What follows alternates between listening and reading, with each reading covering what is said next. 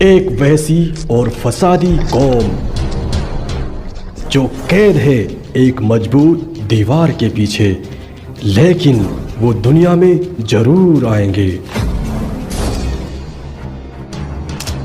قیامت کی 10 بڑی نشانیوں میں سے ایک نشانی ہے یاجوج اور ماجوج کا نکلنا۔ جب وہ آئیں گے تو اتنا فساد پھیلائیں گے کہ راستے میں آنے والی ہر چیز کو تباہ و برباد کر دیں گے، سارا پانی پی جائیں گے، انسانوں اور جانوروں کو کھا جائیں گے۔ آخر کون ہے یاجوج اور ماجوج، اور اس وقت یہ قوم کہاں پر قید ہے؟ آئیے جانتے ہیں۔ آخری نبی حضرت محمد صلی اللہ علیہ وسلم نے احادیث میں اس فتنے کی خبر نہایت ہی وضاحت کے ساتھ دی ہے۔ اس وحشی قوم کا نام یاجوج اور ماجوج ہے۔ یہ وہ قوم ہے جس کی پیشن گوئی نہ صرف آپ صلی اللہ علیہ وسلم نے کی، بلکہ توریت اور انجیل میں بھی اس قوم کا ذکر ملتا ہے، جسے گوگ اور میگوگ کہا گیا ہے۔ دراصل یاجوج ماجوج حضرت نوح علیہ السلام کے دوسرے بیٹے یافج کی اولاد میں سے ہے۔ یہ لوگ شمالی مشرقی ایشیا میں زندگی بسر کیا کرتے تھے اور اپنے ارد گرد کے علاقوں پر ہمیشہ وحشیانہ حملہ کیا کرتے تھے۔ ان کی آبادی چائنا سے مغربی ترکستان تک پھیلی ہوئی تھی۔ روایتوں میں آتا ہے کہ یاجوج ماجوج بنی آدم میں سے ہے، اور اگر انہیں پوری دنیا میں چھوڑ دیا جائے تو تباہی مچا دیں گے۔ ان میں سے ہر کوئی آدمی تب تک نہیں مرتا جب تک اپنی 1000 یا اس سے زیادہ اولاد نہ دیکھ لے۔ ان کے چہرے تہ بتہ ڈھال کی طرح ہیں۔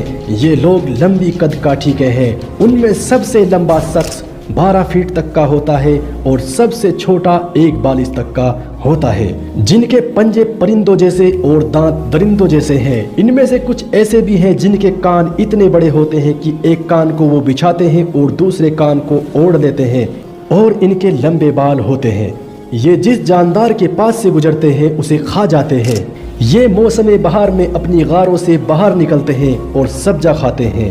ہزاروں سال پہلے اس دنیا پر اللہ کے ایک نیک بندے کی حکومت تھی، جنہیں ذوالقرنین کے نام سے جانا جاتا ہے۔ اللہ تعالیٰ نے ذوالقرنین کو زمین کے ایک بڑے حصے پر بادشاہت عطا فرمائی تھی۔ آپ نے مشرق و مغرب کا بھی سفر کیا تھا۔ مورخین کے مطابق ذوالقرنین کے نام سے قرآن کریم میں جس شخص کا ذکر آیا ہے، دراصل وہ ایران کا عظیم بادشاہ خوراس تھا، جسے سائرس بھی کہا جاتا ہے۔ جب حضرت ذوالقرنین نے شمال کا سفر کیا تو آپ کا گزر مشرقی ترکستان اور منگولستان کے علاقوں سے ہوا۔ یہ علاقہ 2 عظیم پہاڑوں کے بیچ قید تھا، اور پہاڑوں کے دوسری طرف یاجوج اور ماجوج رہا کرتے تھے۔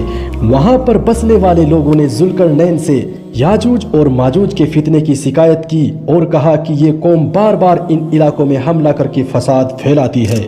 لہٰذا ذوالقرنین نے یاجوج ماجوج سے ان کی حفاظت کے لیے ان پہاڑوں کے بیچ ایک مضبوط دیوار بنا دی، جس سے یاجوج اور ماجوج ان کی طرف نہ آ سکے۔ وہ دیوار لوہے اور پنگھلے ہوئے تانبے سے بنائی گئی تھی۔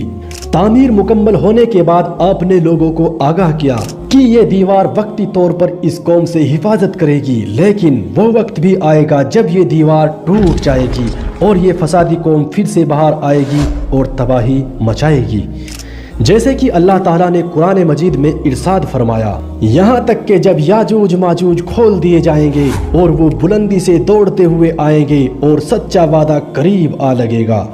حضرت ابو ہریرہ رضی اللہ عنہ سے روایت ہے کہ آپ صلی اللہ علیہ وسلم نے فرمایا، پھر وہ دیوار توڑ کر لوگوں پر نکل آئیں گے، سارا پانی پی جائیں گے، لوگ قلعہ بند ہو جائیں گے، وہ ہر ٹیلے سے بھاگتے ہوئے آئیں گے، راستے میں آنے والا سارا پانی پی جائیں گے، وہ اپنا تیر آسمان کی طرف پھینکیں گے تو اللہ کے حکم سے وہ تیر خون لگا کر زمین پر پھینک دیا جائے گا، تو وہ کہیں گے ہم نے آسمان والوں پر بھی غلبہ پا لیا جس طرح ہم نے اہل زمین پر غلبہ پا لیا ہے۔ ایک روایت میں ہے کہ بے شک یاجوج اور ماجوج روزانہ دیوار کو توڑتے ہیں۔ جب وہ مکمل توڑنے کے قریب ہوتے ہیں تو انہیں سورج کی سوائے نظر آتی ہے۔ اتنے میں ان کا بڑا کہتا ہے کہ چلو باقی کل توڑیں گے، اور وہ انشاءاللہ نہیں کہتے، تو اللہ تعالیٰ اس دیوار کو اگلے دن پہلے سے اور مضبوط بنا دیتا ہے۔ جب ان کی قید کی مدت ختم ہو جائے گی اور اللہ انہیں لوگوں کے سامنے ظاہر کرنا چاہے گا تو وہ کہیں گے انشاءاللہ آج ہم یہ دیوار توڑ دیں گے، اور پھر وہ دیوار ٹوٹ جائے گی اور یہ فسادی قوم باہر آ جائے گی۔ دیوار توڑنے کے بعد یہ زمین میں خوب فساد مچائیں گے۔ حضرت عیسیٰ علیہ السلام ان کے لیے ہلاکت کی دعا فرمائیں گے تو اللہ ان کی گردنوں میں کیڑے پیدا فرمائے گا، جس سے یہ فوراً مر جائیں گے۔ پوری زمین پر ان کی لاشیں نظر آئیں گی اور ان کی بدبو ہر طرف پھیل جائے گی۔ حضرت عیسیٰ علیہ السلام اللہ سے دعا فرمائیں گے اور پھر اللہ تعالیٰ بارش برسائے گا، اور پھر سیلاب آئے گا جس سے ان کی لاشیں بہہ کر ٹھکانے لگ جائیں گی، اور اللہ تعالیٰ ایک خاص پرندے کو بھیجے گا جو ان لاشوں کو اٹھا کر جہاں اللہ چاہے گا وہاں پھینک آئیں گے، اور اس کے بعد زمین پر ایسا انصاف پھیلے گا کہ برکتیں نازل ہوں گی۔ ایک انگور کا دانہ اتنا بڑا پیدا ہوگا کہ اس سے کئی لوگ سیراب ہوں گے، پھلوں کے سائز اور ذائقے بڑھ جائیں گے۔ حدیث میں آتا ہے کہ ایک انار اتنا بڑا پیدا ہوگا کہ اس کے چھلکے کو لوگ چھت کی طرح استعمال کریں گے اور ہر طرف خوشحالی ہوگی۔